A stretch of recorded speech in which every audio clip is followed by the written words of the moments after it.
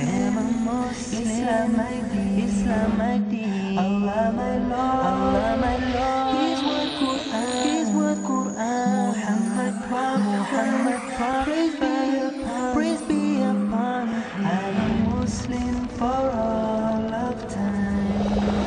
Look at me now, family around my deathbed.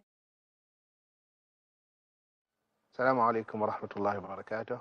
الحمد لله والصلاة والسلام على رسول الله وعلى آله وصحبه ومن والاه من اتبع هداه إلى يوم الدين. أما بعد, my dear brothers and sisters and dear viewers, we continue our topic, ingredients of happy marital life. We covered in the previous episode that man is the head of the family, and second thing, that obedience, that wife should obey her husband. We know that the woman came to the Prophet ﷺ and asked, what is the right of the husband over his wife? He told her, he is your heaven and he is your hell. What does that mean? And this is authentic hadith. It means that if you are good to your husband, you will go to heaven. If you are not carrying out your obligations towards him, you'll go to hell. And we continue in this episode the rights of each partner on the other. The third right of the husband over his wife, that she should never allow or receive anyone in his house without his permission. This is his right. I don't want you to receive anyone in my house without my permission. Prophet Muhammad ﷺ says, hadith in Bukhari and Muslim, he says, a woman can neither fast optional when her husband is present, nor allow anyone to enter his house without his permission. This is what the Prophet ﷺ said. You cannot fast optional fast, nafil fast, like Monday, Thursday, or the white days, 13th, 14th, etc. Cannot do that. You have to ask for permission. And the second thing, that you should not allow anyone to enter his house without his permission. The fourth right of the husband over his wife, that a wife serves her husband and does the daily task, daily chores, or there are daily things to be done. So that's what she should do, because unfortunately, you hear from the people of knowledge and students of knowledge who are telling the woman, no need, it's not your responsibility, or it's not your task or duty to serve your husband. So they are actually making the woman becoming and encouraging them to become rebellious. When the husband brings everything, actually, if we want to be realistic, there's not much work to be done, because there is a dishwasher, there is a washing machine, there's a vacuum cleaner. So everything is there. The husband already provided. And on top of that, he doesn't want to serve him or do these daily chores. Listen to what the Prophet ﷺ said. And he said this to his beloved daughter, Fatima, radiallahu anha. So Fatima, hadith is in Bukhari and Muslim, used to grind. Are you, sisters? Do you grind the wheat and the cereals using the grinder stone? Or everything is electrical now? You put it in the grinder, just like that. So Fatima used to grind the wheat using the grinder stone till she got blisters in her hands. And she was doing her daily chores in Ali's house. And when she asked her father for a maid, to give her a maid to help her at home. And Ali radiallahu anhu was the one who told her, go and ask for help from your father to give you a maid. The Prophet sallallahu alaihi wasallam came to them and he said, Fatima, fear Allah, and taught her some adhkars instead.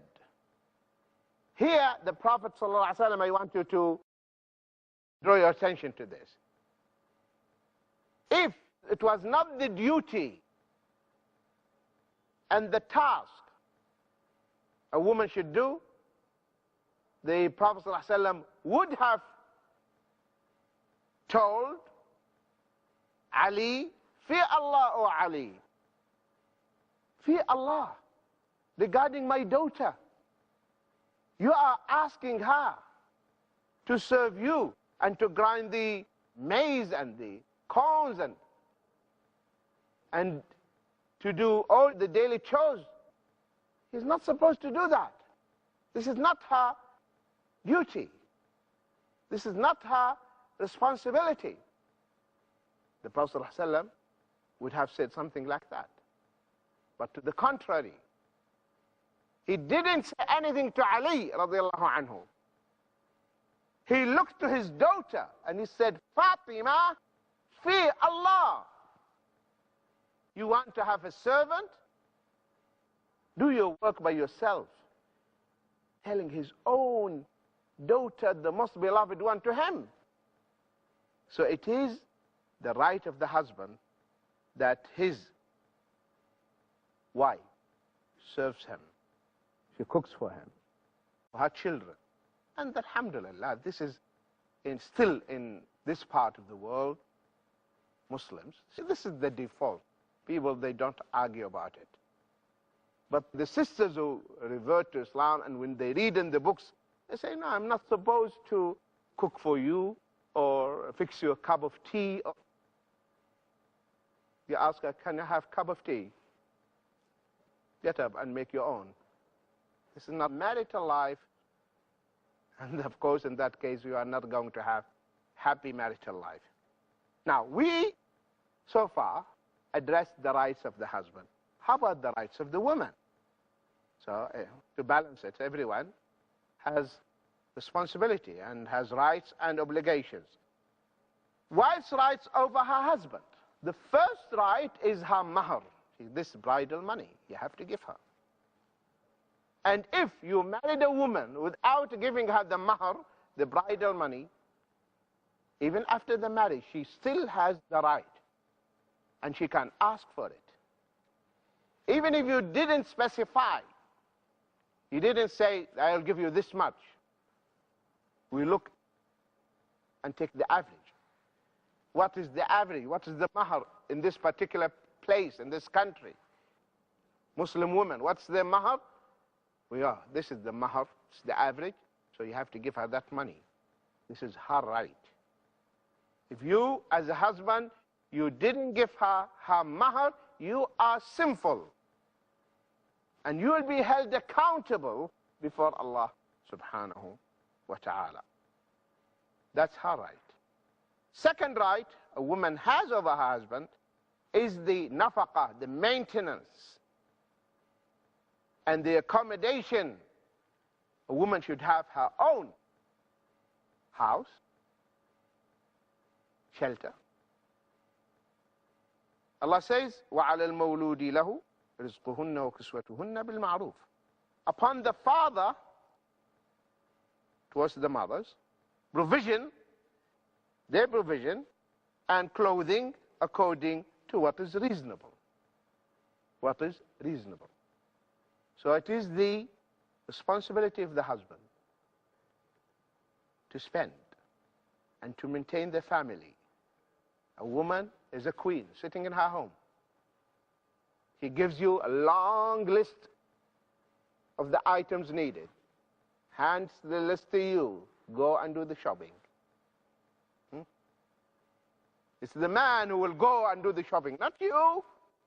You give the command.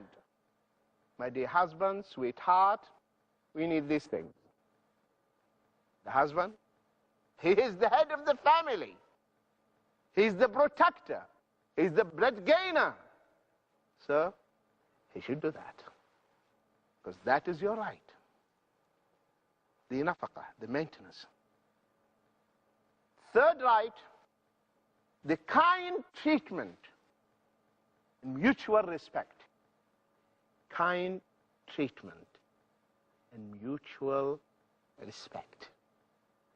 May Allah strengthen the relationship between husband's wife and make this mutual respect stronger and stronger. Stay tuned, my dear brothers and sisters. We will be back after the break, inshallah. Let me know, family. Assalamu alaikum wa rahmatullahi wa barakatuh, my dear brothers and sisters and dear viewers. Before the break, we were talking about the third right of the woman of her husband, and that is the kind treatment and mutual respect. Prophet Muhammad said, the best of you are the best for their wives, and I am the best of you for my wives. Indeed, he was. So the best from among us is the best who is treating the one who is best to his wife, treating her nicely, kindly, respecting her. There is a mutual respect, as the Prophet ﷺ. He was the best. The best husband is Muhammad ﷺ. Read his biography. Read what his wives were talking about him. How nice he was to them. He's the typical husband, sallallahu alaihi wasallam. Typical husband. The fourth right of the woman of her husband: fulfillment of the biological needs and fair divisions for those who have more than one wife. The fulfillment of the biological